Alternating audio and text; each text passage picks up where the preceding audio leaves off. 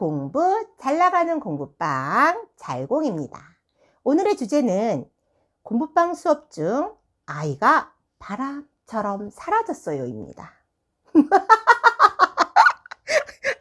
죄송해요. 제가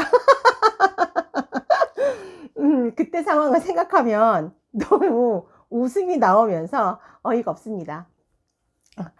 자, 이른즉 무슨 일이 있었냐면 저희가 학원에서 온라인 수업이 있어요. 온라인 수업이 있는데 아이가 온라인 수업을 계속 안 해오는 거예요. 그래서 제가 알림장에다가 아이한테 메모를 써줬어요. 잘공아, 온라인 숙제 수요일까지 다 해오렴?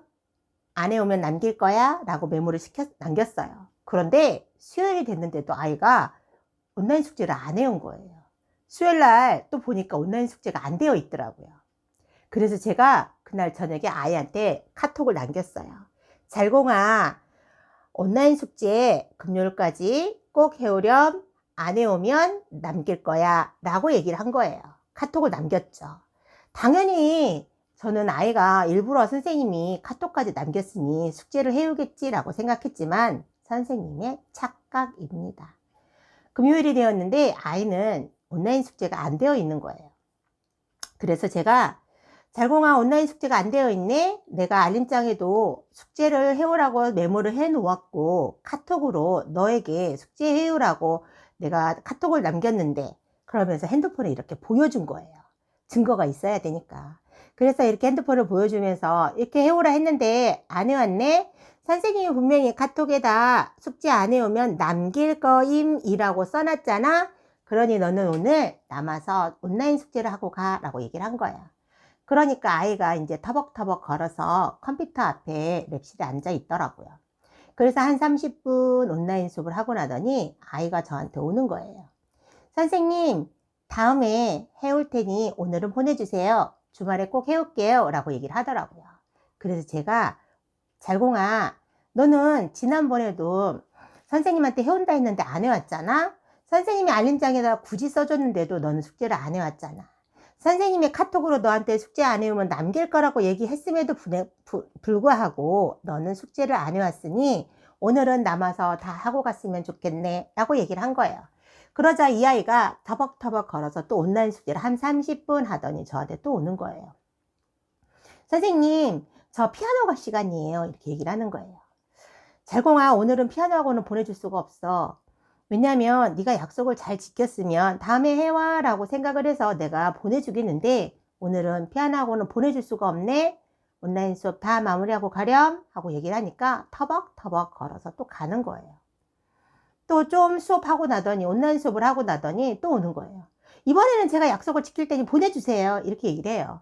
그래서 제가 잘공아, 나는 오늘 너를 반드시 시켜서 보낼 거야. 나 오늘 온라인 숙제 다 마무리해서 너를 보내고 오늘은 마무리를 지을 거야. 그러니 이번만큼은 협상하지 말고 가서 온라인 숙제 다 하고 검사 받고 가렴 라고 얘기를 한 거예요. 그러니까 이제 잘공이가 간 거예요. 그래서 제가 이제 다른 애를 이렇게 봐주고 보니까 하고 있더라고요. 그리고 잠깐 또 다른 애를 봐주고 고개를 딱 드니까 그 컴퓨터 자리에 잘공이가 없는 거예요. 이상하다. 방금 전까지도 있었는데 잘공이가 없네? 얘들아, 잘공이 어딨어? 라고 물어보니까 아이들이 모르겠다는 거예요. 그래서 랩실에 들어가서 오디오를 듣고 있나 싶어서 랩실을 가봤죠? 랩실이 없는 거예요. 화장실에 갔나 싶어서 또 화장실을 똑똑하고 열어보니 화장실에도 없더라고요. 그래? 그럼 다른 볼일 보려고 현관 앞에 있는 소파에 앉아있나 싶어서 또 현관 앞에 소파를 또 가봤어요. 그런데 잘공이가 없는 거예요. 다른 날 같았으면 제가 그냥 넘어갔을 거예요. 갔나 보다 하고 넘어갔을 거예요.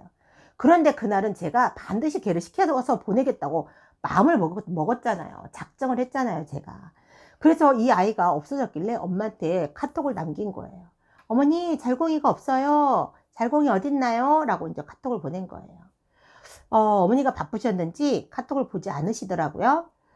그러고 나서 제가 문자를 또 보냈죠. 어머니, 잘공이 어딨어요? 라고 문자를 보내니까 어머니가 바쁘셨는지 또 문자를 보지 않으시더라고요.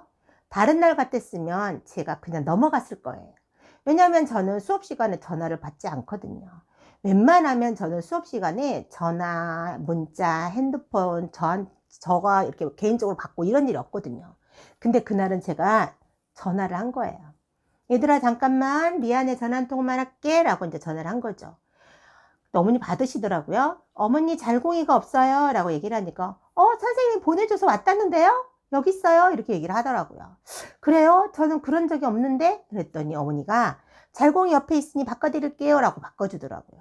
그래서 제가 얘기를 했죠. 잘공아 너 왜 거기 있어? 그랬더니 선생님이 가라고 했잖아요, 이렇게 얘기를 하는 거예요. 순간적으로 머리가 띵 종친 것처럼 울리는 거 있죠. 그래? 내가 그런 말을 할 리가 없는데? 아까 선생님이 제가 다음에 숙제 해오겠다고 하니까 선생님이 그러라 해가지고 안녕히 계세요 라고 인사하고 왔잖아요, 이렇게 얘기를 하는 거예요. 그래서 저 순간적으로 잠시 몇 초 동안 멈춘 거예요. 저 시간이 정지가 된 거예요. 그 짧은 시간에 정말 많은 생각을 했어요. 내가 그랬나? 내가 다른 애들 봐주느라고 정신이 없어서 제가 나한테 인사하고 간 걸 내가 몰랐나? 그러면 이거 실수인데? 내가 그럴 리가 없는데? 아무리 생각해봐도 제가 그 아이를 그렇게 보낸 적이 없고 그렇게 말한 기억이 없는 거예요. 그래서 제가 그 아이한테 얘기를 했죠. 잘공아, 내 말을 잘 들어봐. 오늘 나는 너를 반드시 온라인 숙제를 시키고 보내겠다라고 나는 작정을 했어. 그래서 네가 숙제를 집에서 해온다고 했음에도 불구하고 선생님이 남아서 하고 가라 했잖아. 그리고 또 두 번째 왔을 때는 피아노 가겠다고 왔는데 선생님이 너 피아노 못 보내준다고 하고 가라고 했잖아. 그리고 또 세 번째 왔을 때 선생님이 너하고 이제 오늘은 협상을 하지 않을 테니 반드시 끝까지 하고 가. 내가 알림장에도 써주고 카톡으로도 보냈음에도 불구하고 네가 숙제를 안 해왔다는 건 내가 오늘은 이렇게 시켜도 된다라고 네 몸이 말하는 거였어. 그러니 너는 오늘 반드시 하고 가 라고 너를 보냈는데, 그러고 나서 보니까 네가 없던데? 이렇게 얘기를 한 거예요. 그러니까 순간적으로 아이가 가만히 있는 거예요. 잘공아, 다시 한번 얘기해보자. 너 생각을 더듬어봐 하고 아까 했던 얘기를 다시 이렇게 애기한테 얘기를 해줬어요. 그랬더니 잘공이가 죄송해요. 뭐라고? 죄송해요. 이러는 거 있죠. 저 순간적으로 깜짝 놀랐어요. 제가 실수한 줄 알았어요. 제가 뭘 해놓고 잊어버린 줄 알았어요. 제가 잘못한 줄 알았어요. 순간 저도 깜빡 속을 뻔했어요. 진짜 깜놀하면서 넘어갈 뻔했죠. 그래서 제가 그 순간 아이한테 무슨 말을 해야 될지, 어떻게 행동을 해야 될지, 어떻게 대처해야 될지 몰라서 전화를 끊어버렸어요. 그러고 나니까 아이가 조금 있다 보니까 오더라고요. 그런데 인사도 하지 않고 조용히 들어와서 컴퓨터 앞에 앉아서 온라인 수업을 하고 있는 거예요. 그래서 제가 그 뒷모습을 보면서 이 아이를 지금 당장 불러서 혼내켜? 이 아이를 지금 나한테, 선생님한테 거짓말하고 자연스럽게 선생님을 이렇게 농락하는 거, 거짓말하는 거에 대해서 훈계를 지금 당장 해? 라고 생각을 했지만, 그래, 네가 하려고 왔는데 일단 기분 좋게 해라 싶어서 제가 아무 말 않고 모르는 척 했어요. 한 30분이 지나니까 온라인 수업이 끝났더라고요. 그러더니 아이가 알림장을 딱 들고 오더니 저한테 얘기하는 거예요. 선생님, 온라인 수업 다 했어요. 자, 이제 여기 알림장에 사인해 주세요. 이렇게 얘기를 하는 거예요. 그래서 제가 알림장에 이렇게 체크하고 사인을 해주면서 아이한테 얘기를 했죠. 잘공아, 선생님은 공부를 못하거나 머리가 안 된 친구들한테는 선생님이 정말 최선을 다해서 열심히 가르쳐서 실력을 올려줄 수 있게끔 내가 만들어 주겠어. 그리고 나도 최선을 다해서 공부를 가르치겠고 그 아이가 잘하게끔 내가 인도를 하겠어. 그러나 선생님은 인성이 나쁜 아이는 가르치고 싶은 마음이 1도 없어.